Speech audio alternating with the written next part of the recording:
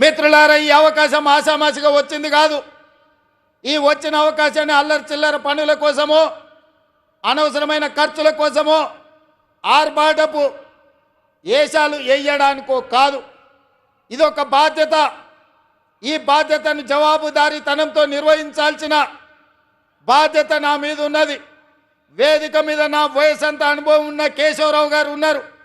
ఎంతో అనుభవజ్ఞులైన ఉత్తమ్ కుమార్ రెడ్డి గారు, తుమ్మల నాగేశ్వరరావు గారు, జూపల్లి కృష్ణారావు గారు, దామోదర్ రాజ్ నరసింహ గారు చాలా సుదీర్ఘకాలం మంత్రులుగా వివిధ హోదాలు చేసిన వాళ్ళు ఉన్నా వాళ్ళందరూ పెద్ద మనసు చేసుకొని ఆనాడు ఎన్నికల్లోనే తోడుగా కాదు, ఈనాడు కూడా అండగా ఉన్న పొంగులేటి శ్రీనివాసరెడ్డి గారు ఈ వేదిక మీద ఉన్నారు.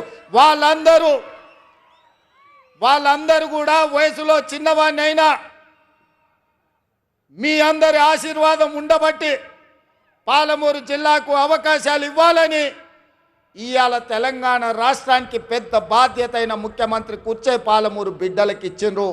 మనమందరం వారికి మనస్ఫూర్తిగా ధన్యవాదాలు తెలియజేయాల్సిన అవసరం ఉన్నది. ఎందుకంటే నేను ఎన్నడూ మంత్రిగా కానీ కేంద్ర మంత్రిగా కానీ ఏ బాధ్యత చేయలే. జిల్లా పరిషత్ మెంబర్గా, జడ్పీటీసీగా, ఎమ్మెల్సీగా, ఎమ్మెల్యేగా, ఎంపీగా ప్రజలలో కలిసి పనిచేసిన కానీ అధికారంలో ఏ కుర్చీలో నేను కూర్చోలే.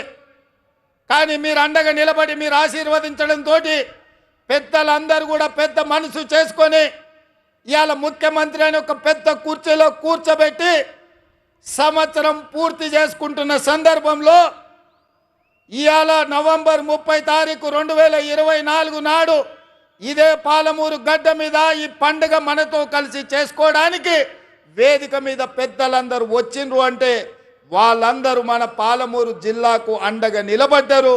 ఇది మనకు ఒక గొప్ప అవకాశం అని నేను చెప్పదలుచుకున్నా.